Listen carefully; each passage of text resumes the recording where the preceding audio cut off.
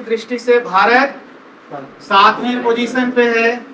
जनसंख्या की दृष्टि से नंबर 1 पहला, ठीक है। और उसमें भी सबसे अच्छी बात ये कि जो हमारे पास यंग एज पॉपुलेशन है, ठीक है, ये पूरे विश्व में अगले 25 से 30 साल तक हम नंबर 1 रहने वाले हैं। इतनी शक्ति है हमारे पास। अब 2047 की बात करते हैं हम सभी कि हम विकसित भारत 2047 में हो जाएं। अब आज से 20-21 साल बाद की कल्पना करिए। आप यहाँ आज पढ़ाई कर रहे हैं, 20-21 साल बाद आप एक सशक्त नागरिक के तौर पर राष्ट्र के विकास में योगदान कर रहे होंगे। आपका परिवार बढ़ेगा, आप समाज के एक प्रमुख घटक के तौर पर रहेंगे। तो उस समय का भारत कैसा हो, इसमें सबसे ज्यादा योगदान आप कर सकते हैं, क्योंकि उस भारत को आपको जीना है। तो you are the change agent of change and the beneficiary of change as well. बात समझ में आ रही है? yes, तो निश्चित तौर पर अगर आज आपको मालूम हो कि हम ये अगर काम करें तो वहां पर हमारे लिए जो भविष्य होगा, जो काल होगा, वो बहुत अच्छा हो सकता है। तो इसके लिए हम आए हैं आपके पास। क्या चीजें हैं जो हम अपने अंदर ला सकते हैं, जो चीजें पहले से मौजूद हैं उनको कैसे बढ़ा सकते हैं, इन बातों को हम आज देखेंगे, समझेंगे। तो एक उदाहरण के तौर पर स्वामी विवेकानंद की एक घटना याद आ रही है। 1899 ईस्वी की बात थी। वो टहल रहे थे अमेरिका में। एक हिंदी जानने वाला अमेरिकी उनसे प्रश्न करता है। प्रश्न क्या करता है?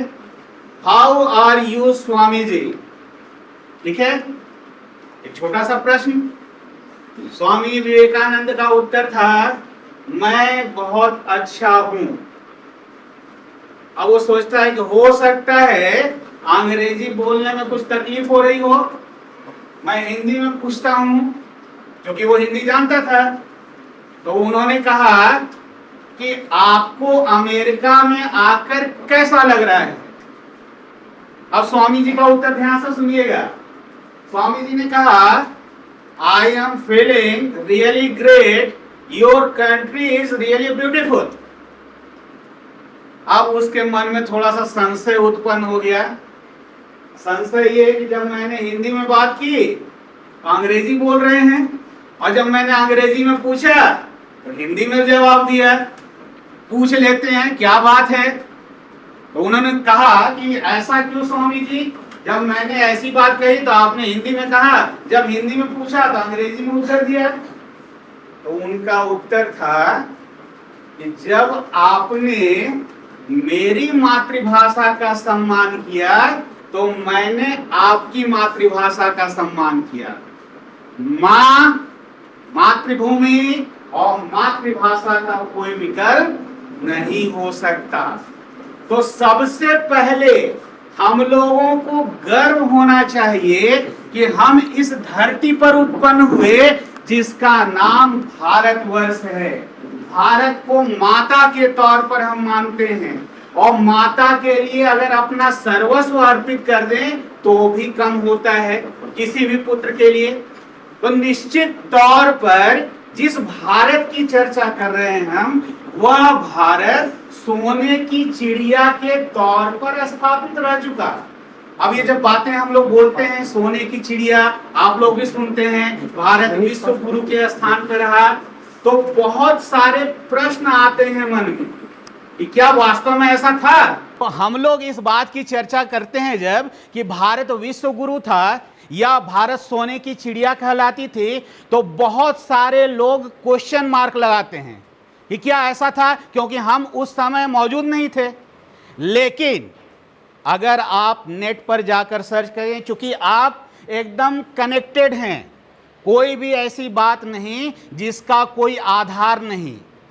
प्रोफेसर एंगस मैडिसन, इस नाम को ध्यान से सुनिएगा, प्रोफेसर एंगस मैडिसन, उन्होंने economic history of the world इस पे काम किया और उसके साथ उन्होंने ये देखा कि कितने राष्ट्र कितनी जीडीपी में पूरे विश्व के क्या योगदान करते थे। तो भारत की एनालिसिस 1 ईस्वी से लेके 2000 ईस्वी तक उन्होंने किया। 1700 ईस्वी तक 1700 एडी आपके जो बात की गई वहां तक भारत 30% तक योगदान करता था। अगर वर्ल्ड जीडीपी में इतना योगदान करता था तो डेफिनेटली भारत उस समय सेल्फ सफिशिएंट हुआ होगा। इस कारण से हम आर्थिक रूप से भी उन्नत थे, आध्यात्मिक रूप से भी उन्नत थे, लेकिन बहुत सारी परिस्थितियां आई और उन परिस्थितियों के कारण ही हम गुलामी के दौर में गुजरे, हमारा विकास अवरुद्ध हुआ। और ये सारी चीजें आज के समय में हम पुनः उसी स्थान को प्राप्त करने के लिए प्रयास कर रहे हैं। तो निश्चित तौर पर प्रयास तो हो रहा है, लेकिन एक व्यक्ति क्या यह कार्य कर सकता है? हर एक व्यक्ति अगर अपना योगदान करे तो निश्चित तौर पर एक बड़ा परिवर्तन हो सकता है। अब इससे आगे बढ़ने से पहले एक घटना फिर याद आ रही है, जहां ये क्वेश्चन उठता है कि मैं अकेला क्या कर सकता हूं। एक राजा थे, वो राजा अपनी प्रजा का हालचाल लेने क्या किए, गांव और सुदूर क्षेत्रों में भ्रमण करने लगे। एक रात्रि में विश्राम करने के लिए एक गांव में रुके। उस गांव में उन्होंने कहा कि मैं थोड़ी सी परीक्षा लेता हूं अपनी प्रजा का। क्या परीक्षा? तो मेरी बातों का कितना अनुपालन होता है, कितने लोग मानते हैं। तो कहा कि यहां पर मैं तालाब खुदवाने वाला हूं, तालाब खुदेगा। आपसे आग्रह है, सभी लोगों से आग्रह है कि एक एक लोटा दूध जो है उसमें जाकर डाल देना है। तालाब खुदने लगा, तालाब खुद गया, मौसम ठीक था, पानी नहीं था, वहां पर जाकर दूध डालने की बात थी। ठीक है, अब जैसे ही वो वहां गए, मुनादी करा दी गई, सब लोग आपस में विचार करने लगे, घर में गए कि अच्छा एक लोटा दूध में थोड़ा सा पानी अगर मिलाया जाए तो दूध है कि पानी पता तो नहीं चलेगा। पानी में थोड़ा सा दूध डाल दिया जाए तो मिल जाएगा। हम क्या करते हैं, पानी डालते हैं, कोई ना कोई तो ऐसा होगा जो कि दूध डाल देगा। तो पानी किसने डाला, दूध किसने डाला, ये पता तो नहीं चलेगा।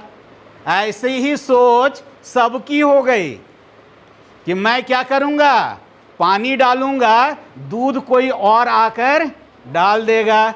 और जब ये प्रक्रिया पूरी हुई तो तालाब में सिर्फ और सिर्फ पानी था, क्योंकि सब लोग इंतजार कर रहे थे कि दूध कोई और डालेगा। तो ये काम हमें नहीं करना है, हमें विकसित भारत बनाना है। तो डेफिनेटली प्रयास भी हमारा होना चाहिए। और प्रयास कैसे, क्यों, इनका उत्तर आज हम ढूंढेंगे। आपने बैग पैक कर लिया, अपने सारे सामान रख दिए, बस स्टैंड पर पहुंच गए।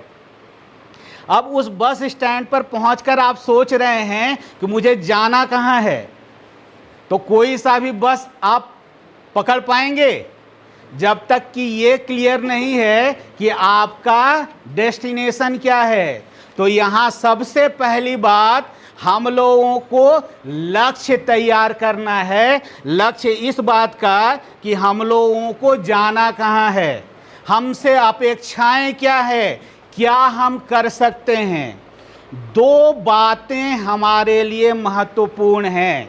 पहला नागरिक कर्तव्य और दूसरा स्व का बोध। मतलब अपने आप का बोध, अपने विषय में जानकारी, और उसके बाद फिर नागरिक कर्तव्यों का अनुपालन।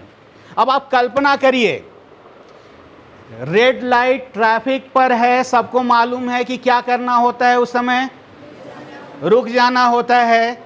लेकिन रेड लाइट होने के बावजूद अगर गाड़ियां चलने लगी, गति सीमा, स्पीड लिमिट है, उसको हम फॉलो नहीं किए, तो क्या स्थिति हो जाएगी? जाम की स्थिति आ जाएगी, हो सकता है कि एक्सीडेंट्स भी हो जाएं।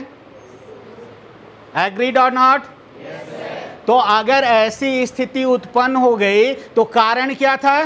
कि सबने रेड लाइट का सम्मान नहीं किया। तो ये छोटा सा उदाहरण है कि जहां हम पाश्चात्य पश्चिमी देशों की अगर बात करें तो वो क्या कहते हैं, मैं, मेरी, इन पर प्रमुखता रहती है। इंडिविजुअलिज्म, व्यक्तित्व, जो आपका व्यक्ति है वह अपने लिए ज़्यादा चिंता करता है। मेरी आज़ादी, मेरी संपत्ति, मेरा अधिकार, इन पर बात ज़्यादा होती है। लेकिन भारतीय परंपरा में, हमारी जो ज्ञान परंपरा है, उसमें हम लोग मैं नहीं, हम की बात करते हैं। क्यों? हमारे जो संविधान की बात हुई, या लोकसभा में आप जाएंगे तो वहाँ भी बहुत बढ़िया से लिखा हुआ है, क्या? अयम निजः परो वेति गणना लघु चेतसाम उदार चरितानाम तु वसुधैव कुटुंबकम। यह मेरा है, यह तुम्हारा है, इसकी चिंता हम नहीं करते। जो उदार चरित्र वाले होते हैं उनके लिए पूरी पृथ्वी, पूरा जो जगत है वह एक परिवार है। हम सबके कल्याण की बात करते हैं, सबके विषय में सोचते हैं। तो यह मेरा, यह तुम्हारा, ऐसा नहीं होना चाहिए। हम देश हित के लिए, जैसे आप इतिहास देखेंगे तो स्वतंत्रता हमें ऐसे ही नहीं मिली। महात्मा गांधी से लेके चंद्रशेखर आजाद तक अनेकों वीरों ने, कोई शांति से, कोई अहिंसा से, किसी ने अपने स्वतंत्रता संग्राम के लिए क्रांतिकारी के रूप में काम किया। तब जाकर हम लोग यहाँ पर इस स्थिति में पहुँचे। आज स्वतंत्रता मिल गई है, हम लोग जहाँ देखें वहाँ अधिकारों की ज़्यादा चर्चा हो रही है, कर्तव्यों की बात कम हो रही है। हम लोगों को अपने कर्तव्यों के विषय में जानकारी लेनी चाहिए, और इसी जानकारी के लिए, इसी उद्देश्य से संविधान में भी मौलिक अधिकारों के साथ मौलिक कर्तव्यों की भी बात की गई। लेकिन अगर आप प्राचीन में देखेंगे, जो हमारी परंपरा रही, उसमें कोई लिखित चीज़ें नहीं थी। क्यों? क्योंकि हम लोग कर्तव्य को धर्म से जोड़ते थे। धर्म यह नहीं, पूजा पाठ वाली पद्धति नहीं। धर्म का अर्थ है जिसे धारण किया जाए। हम कर्तव्यों को धारण करते थे। हमारे लिए सत्य बोलना प्रमुख था, हमारे लिए चोरी न करना ये प्रमुख था। हम इस बात पर जोर देते थे कि जितनी हमें आवश्यकता हो हम उतनी ही संपत्ति का ग्रहण करें, उससे ज़्यादा अगर है तो परमार्थ के लिए, दूसरे के कल्याण के लिए उपयोग करें। हमारे अंदर दया थी, हमारे अंदर क्षमा की भावना थी, हम सहिष्णु थे, सबका कल्याण चाहने वाले थे। इसीलिए कहीं अलग से मौलिक कर्तव्यों को लिखने की आवश्यकता नहीं पड़ती थी। महाभारत की वो घटना याद करिए, गुरु द्रोण सभी को एक पाठ पढ़ा रहे होते हैं और एक छोटा सा सेंटेंस, एक छोटा सा वाक्य बताते हैं। क्या बोलते हैं? सदा सत्य बोलो, कभी झूठ ना बोलो। ये एक छोटा सा वाक्य दिया, समाप्त किया अपना भाषण समझाने के बाद, और उसके बाद पूछा कि आज के पाठ में आपने क्या सीखा। कौरवों और पांडवों में युधिष्ठिर को छोड़कर बाकी सबने एज इट इज जो बोला था वो सुना दिया। लेकिन जब युधिष्ठिर की बारी आई तो युधिष्ठिर ने क्या कहा कि मुझे पाठ याद नहीं हुआ। दुर्योधन वहीं देख रहा था। तंज कहता है बहुत इंटेलिजेंट विद्यार्थी हो, एक छोटा सा वाक्य भी याद नहीं हो पाया। अगले दिन फिर, और ऐसे एक सप्ताह बीत गया। एक सप्ताह बीतने के बाद जब फिर गुरु ने पूछा तो युधिष्ठिर ने कहा कि हाँ मुझे पाठ याद हो गया। सदा सत्य बोलना चाहिए, झूठ नहीं बोलना चाहिए। तो गुरु द्रोण ने कहा कि बहुत अच्छी बात है। तभी दुर्योधन बोलता है कि अच्छा अच्छी बात है, एक सप्ताह में कम से कम ये 2 वाक्य तो याद हो गए। अब इस पर जो युधिष्ठिर का जवाब था, उस जवाब को ध्यान से सुनिएगा। उन्होंने कहा जब पहले दिन आपने बोला तो उस समय मुझे कुछ चीजें ध्यान में आई कि मेरे मन मस्तिष्क में बहुत सारे झूठ चल रहे थे। दूसरे दिन कुछ कम हुआ, तीसरे दिन कुछ कम हुआ, और आज मैं उस स्थिति में हूं कि मुझे मेरे मस्तिष्क में, मेरे हृदय में एक भी झूठ नहीं दिख रहा। तो इस कारण से मैंने कहा कि हाँ आज मुझे पाठ याद हो गया। तो वही स्थिति हमारे साथ है। हम पढ़ लेंगे, हम लिख लेंगे, हम रट लेंगे, लेकिन अगर जीवन में, आचरण में नहीं उतारें तो इसका कोई प्रतिफल नहीं मिलने वाला। हम हमेशा बोलते हैं, कोई भी ऐसा नहीं होगा जो कि ये नहीं कहेगा कि राष्ट्रीय संपत्ति की रक्षा करनी चाहिए। सब लोग सहमत हैं इस बात से। लेकिन वही आप बाहर निकलें, आंदोलन हो, कोई आपको भड़का दे तो आपकी अपनी संपत्ति नहीं है ऐसा सोचकर सार्वजनिक संपत्तियों को तोड़ने फोड़ने में लोग लग जाते हैं। तो यह भी हमारा कर्तव्य है कि अपना और पराया, निजी और सार्वजनिक, इसके बीच में जो ये बड़ी दीवार खड़ी कर दी गई, इस दीवार को तोड़ दीजिए। अभी आपने फुटबॉल फीफा का वर्ल्ड कप देखा होगा। जापान का मैच चल रहा था, जापान हार जाता है।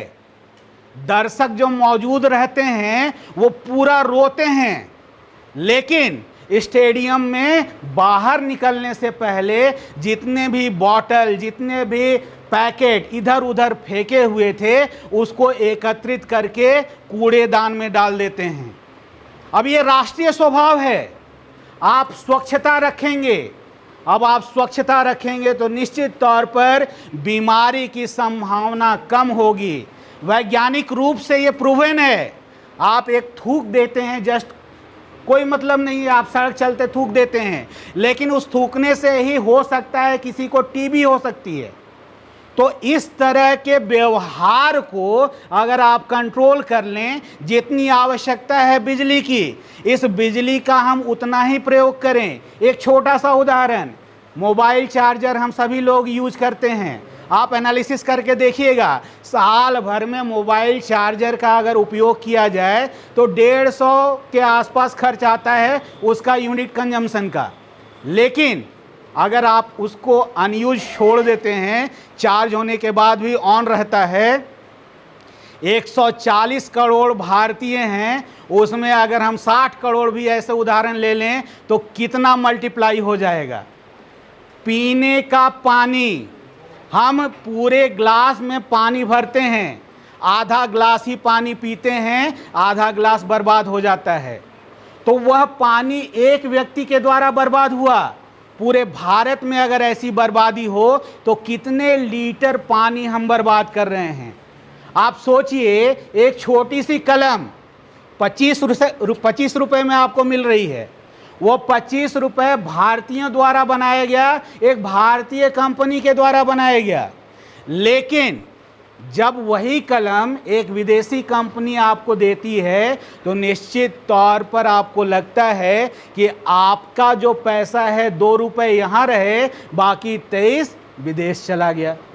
तो ये छोटी छोटी जो आदतें हैं, छोटे छोटे जो प्रयोग हैं, वो बड़ा परिवर्तन ला सकते हैं। हम किसी विदेशी वस्तु का बहिष्कार करने की बात नहीं कर रहे, लेकिन आप प्रश्रय दे सकते हैं, प्रोत्साहन दे सकते हैं, अपने जो उत्पाद हैं, अपनी जो संस्कृति में पले बढ़े हैं, उनको आप आगे बढ़ा सकते हैं। तो भारत का पैसा भारत में रह सकता है, निश्चित तौर पर वो पैसा आपके ही उपयोग में आएगा, कहीं ना कहीं किसी न किसी तरीके से।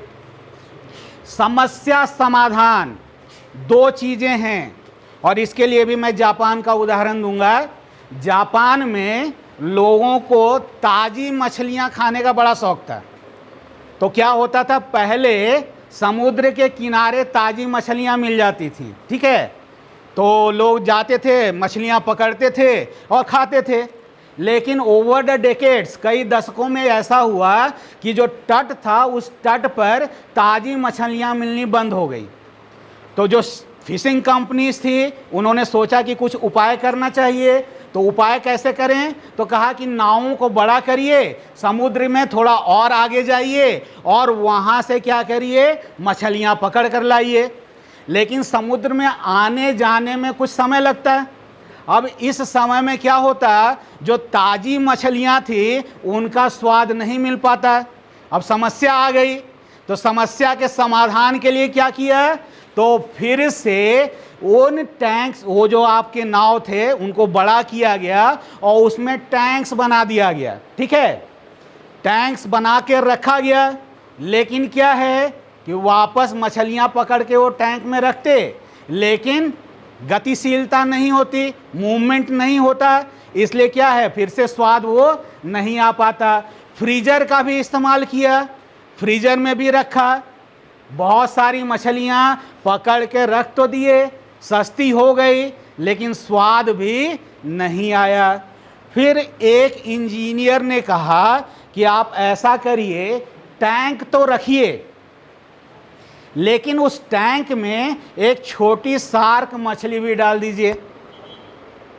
टैंक है, मछलियां पकड़ी गईं, और मछलियां पकड़ने के बाद क्या हुआ, वहाँ डाल दिया गया एक शार्क को।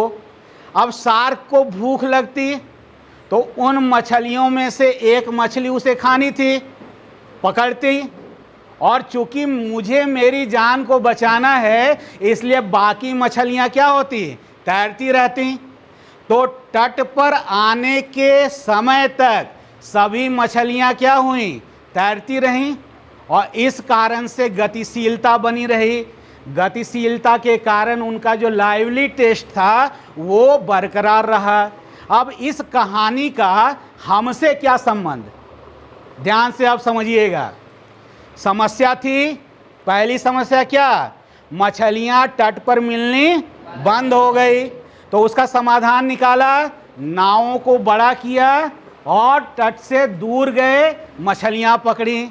स्वाद नहीं आया, फ्रीजर बनाया कि हो सकता है इसके साथ स्वाद की रक्षा हो जाए। फिर से समस्या का समाधान किया गया। फिर समस्या आई तो टैंक बना दिया गया, टैंक में भी ये सॉल्यूशन नहीं मिला, तो फिर क्या था, शार्क को डाल दिया गया। तो एक चीज़ समझ में आ गई, समस्या है तो उसका समाधान भी। लेकिन दूसरी जो सबसे महत्वपूर्ण बात, मछलियों का लाइवली टेस्ट कैसे आया, कोई बता सकते हैं? रेज योर हैंड जो बोलना चाहें। यस, क्यों आ गया लाइवली टेस्ट? हाँ बोलिए। वो मूवमेंट नहीं हो रहा था, इसलिए लाइवली टेस्ट नहीं था, और मूवमेंट जैसे ही हुआ लाइवली टेस्ट आ गया। Give him a big round of applause, please seated. तो अल्टीमेटली गतिशीलता, ये गतिशीलता आई और उसके लिए उसको शार्क रूपी चुनौती दी गई, तभी तो गतिशीलता आई। अब आपके साथ भी चुनौती है। भारत को विश्व गुरु, विकसित राष्ट्र के तौर पर हम देखना चाहते हैं। इस चुनौती का समाधान आपके ही द्वारा है, और छोटे छोटे चीज़ें आगे जैसे आप बढ़ेंगे, बाइक का इस्तेमाल करते हैं, लगता है कि हेलमेट क्यों आवश्यक है, लेकिन आप रिकॉर्ड देख लीजिए, हेलमेट पहनने के बाद अगर एक्सीडेंट भी हुआ तो जान जो है वो बचने की संभावना ज़्यादा हो जाती है। हम सीट बेल्ट क्यों लगाएं? नहीं लगाएंगे तो क्या फर्क पड़ेगा? फर्क पड़ता है। आप केवल आप नहीं हैं, आपके साथ पूरी परिवार की उम्मीदें हैं। उस उम्मीद को आपको कायम रखना है।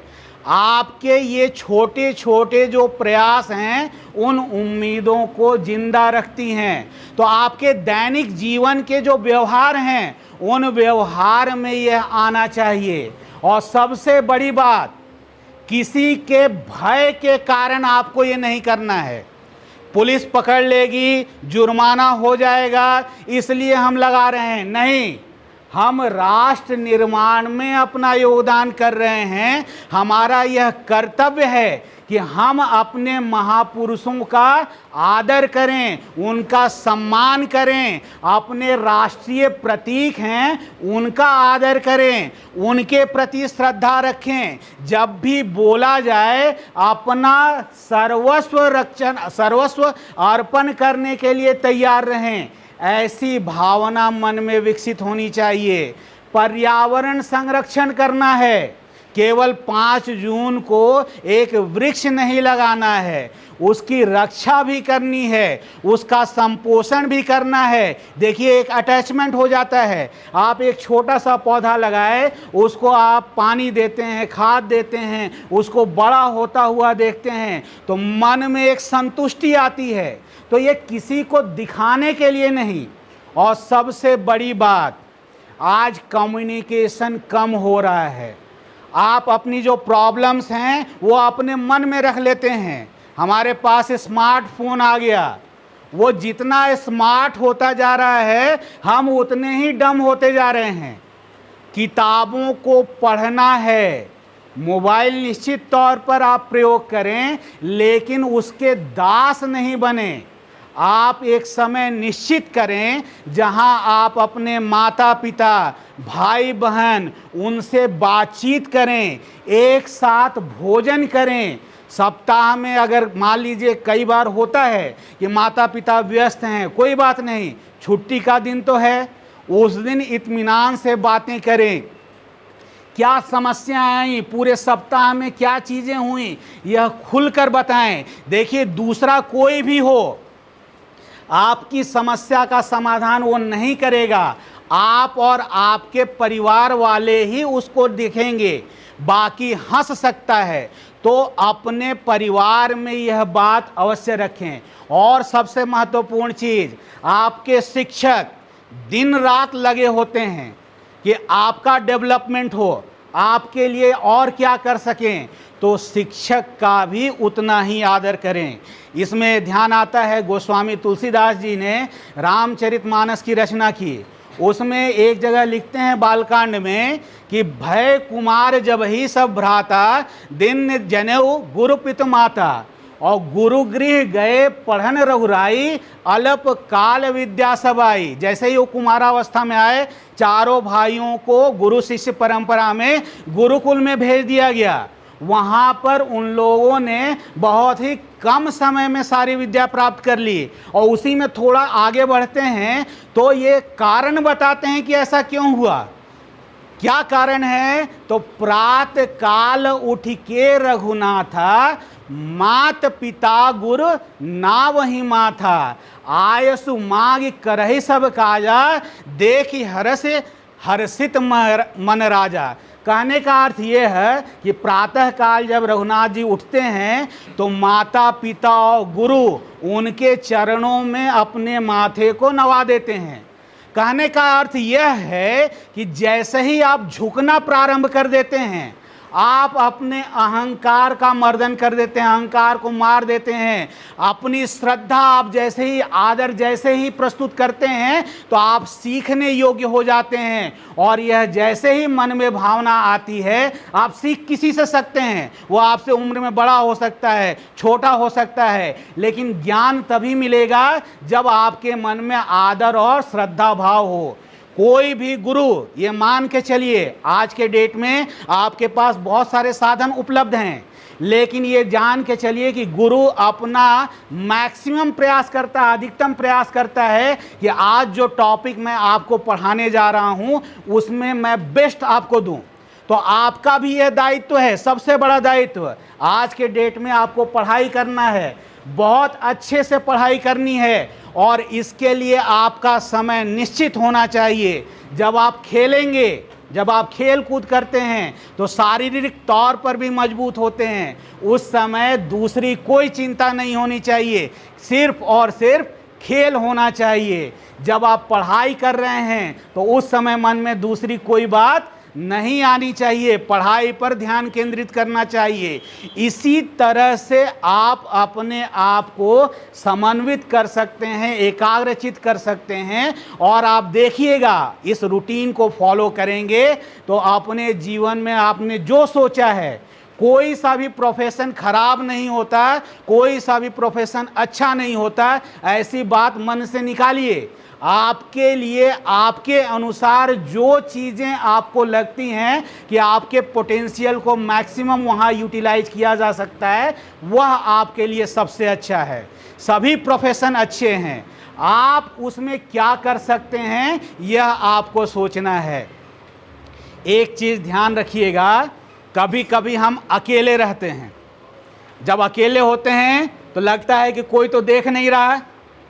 चरित्र यहीं पर निखरता है, जब कोई देख नहीं रहा हो तो जो आपसे अपेक्षित है आप वही करें, तो निश्चित तौर पर आपने पहली परीक्षा पास कर ली।